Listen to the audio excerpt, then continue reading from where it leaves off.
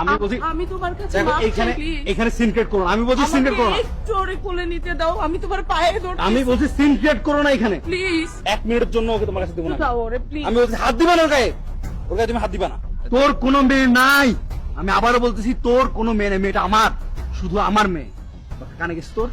আমি তোরে বলতেছি তুই এখান থেকে যা, আমার মাথা গরম করিস না, যা এখান থেকে।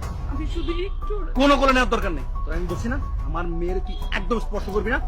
তুই স্পর্শ করা মানে আমি অপবিত্র হয়ে যাবো। এইভাবে কেন বলতেছ? আমি তোর মা হই, আমার একটু আসো না আমার। কিসের মাথা সর, একদম ওজন আসবি না। যেই মহিলাকে দুধের বাচ্চাকে রেখে আরেকজনের হাতে চলে যাবে, সেই মহিলাকে আর মাইতে পারে না। বুঝতে পারছিস তুই? এই মেয়ের কিভাবে বড় করছে আমি জানি। যা এখান থেকে।